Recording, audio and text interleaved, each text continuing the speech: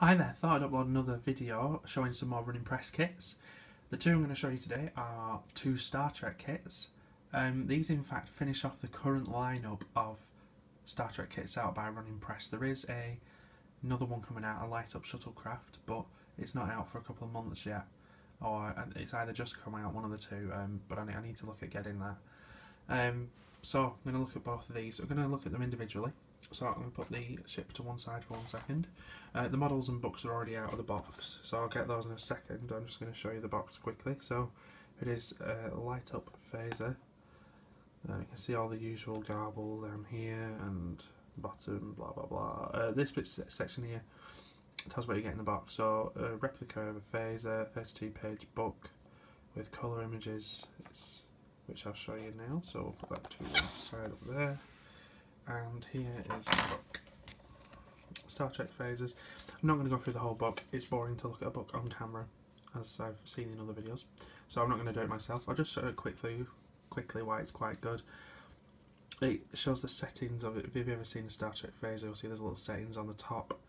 It tells you what they do, like disrupt, kill, stun, all the usual garble that they say in there. Different types of phasers, so the evolution of them. Let's see if we can find a quick picture. So there's the original phaser there, the little cricket phaser which is known. The little model that I'm going to show you now is similar to that one on that page. Type 3 phasers there. Phasers on the ship. There's the settings. Next generation. Tells you about the later phasers in there. So it's a quite good little book to have a read, and it's probably got information that you've already heard, etc., but that's not the point. I'll put that up there next to the box. And then here is the little phaser that you get. You can see the little Type 1 phaser on top of the bit here. It doesn't come off. There's a little dial on the side there. On the large, I've got a large phaser from the One company, and that opens up to reveal a little crystal. It doesn't do much in here. You can see the settings dial on top, along with and on some other phasers this is like an aiming thing. They flick that little thing and that pops up to aim. Never seen it in the show, but that's apparently what it does. This here is the battery compartment. You can see there, a little screw comes out and there's 3 little batteries under there. It's really quite detailed. To say it's so small, it is rather detailed. It's not bad at all. It is quite a nice little model. Let's have a look at some features. This is the activation button here. So pressing that activates. There's no sound on this, but there is quite a bright LED light. Now, I made the mistake of probably shooting these videos during the day, because this and the Enterprise both feature lights, which filmed during the day you're probably not going to be able to see, which sort of defeats the point, but I will do my best. You can see it's quite bright. It obviously looks better at night time, but you can see like a red tint. I'm still holding it quite far away. It looks a lot better at night anyway. When it's a bit darker, the light goes a bit further.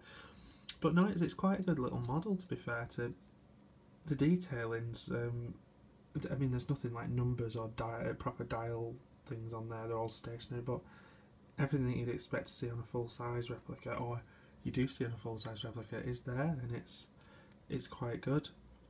So that's the phaser. I'm going to put the book back in the box because that's where I keep them. They're on display, as I showed you in the other video.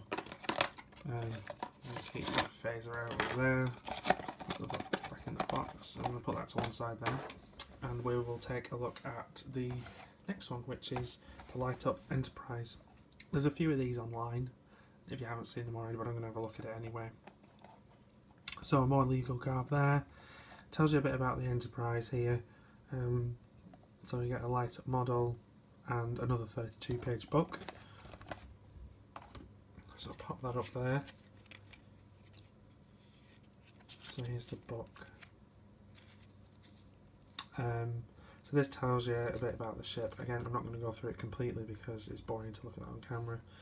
But the 5mm edition, the schematics, early voyages, final frontier.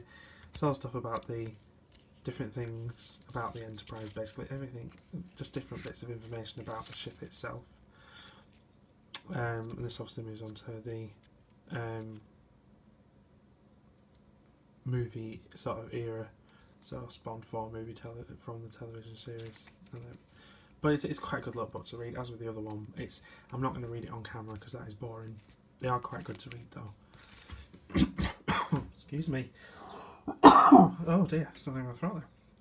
Right, so here is the model of the Enterprise, and this is one of my favourite running press models. It is remarkably detailed, and I think the little windows cut out there and along the saucer section there really make it. I don't quite know what it is about it that I really like. I think it's just incredibly well made, even with the lines going around the saucer there. Something that you see in more detailed models. It's fantastically detailed.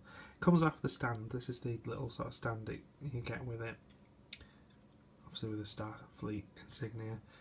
Unfortunately, when you take it off, you are left with a little sort of clip on the bottom there, which is also where the batteries go, coincidentally. So you can see there the little battery screw on the on and off button there. But no, it's remarkably detailed. And it does look really good. I've got a friend who's got one of these. He hasn't bought many of the running press kits, but this is one that he did buy because he liked the look of it. You can see there as well, that's another light up point. Here, that's another light up point. All the windows around here, here, and here light up. None of the ones along here unfortunately do, but I'll switch it on. And we'll do my best to sort of show you how well it lights up again. It is the daytime. So if I cup my hands around like that, you can sort of see that. You can see there. That's where the lights come on, all through the windows there. And at the front there, you can see the two domes lighting up. At night time, this is very impressive. Put it on the side, and it does create quite a bit of light, and you can see the window effects shining on the wall. It's probably a really bad time to film this because of the lighting, obviously, but you can sort of see the light effects there. There's no sounds on this again,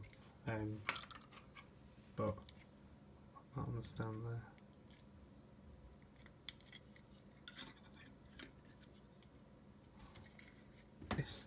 It's a bit awkward. There we go, that's quite good. You can see the lights.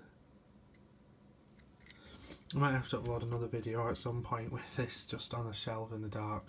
Not showing very much, but just so you can see the light effects that it creates. So that's the Enterprise there. Turn it off. So, Enterprise and Phaser. That concludes the current Star Trek lineup of mini kits. The next ones I'm going to start to look at are the Doctor Who ones, I think. The Doctor Who ones, unlike the Star Trek ones, aren't very light orientated. They've got sounds. There's a sonic screwdriver, a TARDIS, K9 figure, a Weeping Angel, an Adipose, which I'll talk a bit more about if you've never seen one, a Dalek, obviously, and there is a Cyberman bust as well, but I haven't been able to get hold of that one yet, so the Cyberman one will probably be excluded. As far as I'm aware, it doesn't have any sounds or lights though, so it literally would just be a quick look at that one. Even if I did have it, there's not many features to show.